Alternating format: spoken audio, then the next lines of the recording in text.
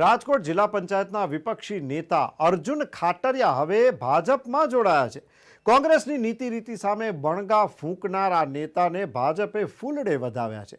કોંગ્રેસમાંથી આવેલા Arjun ખાટરિયાએ news for India સાથેની વાતચીતમાં કહ્યું કે મારો ઉદ્દેશ કોઈ સત્તા કે પદનો નથી, હું પર સેવા અને જનસેવક તરીકે જ ભાજપમાં આવ્યો છું। લોકસભા 2024ની ચૂંટણી પહેલાં ફરી એકવાર જે સિલસિલો લગભગ 2012થી ચાલતો આવ્યો છે એ 2024 સુધી અવિરત છે। કમલમમાં એટલે કે ભારતીય જનતા પાર્ટીમાં કોંગ્રેસ કે પછી હવે આમ આદમી પાર્ટીના કાર્યકર્તાઓ જે પોતાની પાર્ટીથી દુભાયેલા છે તે લોકોના જોડાવાનો વિપક્ષ જ્યારે ભારતીય જનતા પાર્ટીને ખરીદ વેચાણ સંઘ કહે છે તેવી કોંગ્રેસ અને તેવા ભારતીય જનતા પાર્ટીમાંથી આજે કાર્યકર્તાઓ ફરીવાર ભાજપમાં જોડાયા છે। આપણી સાથે રાજકોટ જિલ્લાના જિલ્લા પંચાયતના પૂર્વ નેતા અર્જુનભાઈ ખાટરિયા છે, જેઓ કોંગ્રેસ છોડી ભાજપમાં જોડાયા છે। અર્જુનભાઈ, રામ મંદિરનું નિર્માણ થયું એટલે હૃદય પરિવર્તન થયું છે, કેમ કોંગ્રેસ છોડીને ભારતીય જનતા પાર્ટીમાં આવવું? આપની વાત સાથે સહમત છું। ઘણા બધા એવા મુદ્દાઓ છે સમગ્ર ભારત વર્ષમાં જ્યારે હર્ષો ઉલ્લાસનું વાતાવરણ છે, આનંદમય વાતાવરણ છે।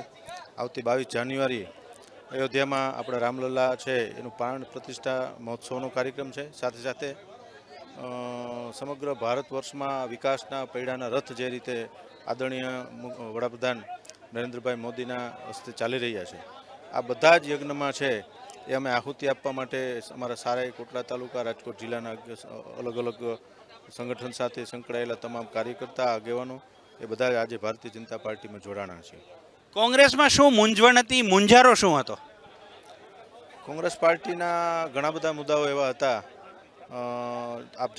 આપ સૌ જાણો છો social media, TV media, electronic મીડિયાના માધ્યમથી, કે કોંગ્રેસ પાર્ટીએ જ્યારે સમગ્ર દેશ રામમય હોય ત્યારે અમુક પ્રકારનું સ્ટેન્ડ લેવાનું હોય, એ સ્ટેન્ડમાં ક્યાંક ને ક્યાંક નિષ્ફળ નીવડી છે।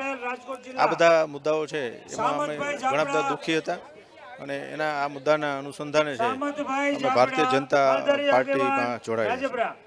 એક છેલ્લો સવાલ અર્જુનભાઈ, છેલ્લા દાયકામાં કેટલાય કોંગ્રેસી દિગ્ગજ નેતાઓ ભારતીય જનતા પાર્ટીમાં આવ્યા છે, એવી અપેક્ષા કે ટિકિટ મળશે, પ્રવક્તા પણ માંડ બને છે ભારતીય જનતા પાર્ટીમાં આવ્યા પછી। એવા સંજોગોમાં તમે એક શહેરનું, એક પાર્ટીનું પ્રતિનિધિત્વ કરતા હતા અને તમારા ટેકેદારો ભાજપમાં આવી અને કઈ અપેક્ષા, શું મળશે?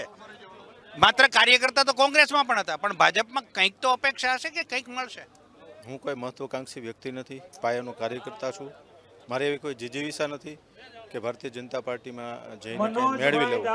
હું જિલ્લા પંચાયતનો સભ્ય તો છું જ અને છેલ્લા 4 ટર્મથી જિલ્લા પંચાયતના સભ્ય તરીકે ચૂંટાઈને આવું છું। સહકારી ક્ષેત્રમાં પણ માર્કેટિંગ યાર્ડના ચેરમેન તરીકે હું 3 ટર્મથી હતો।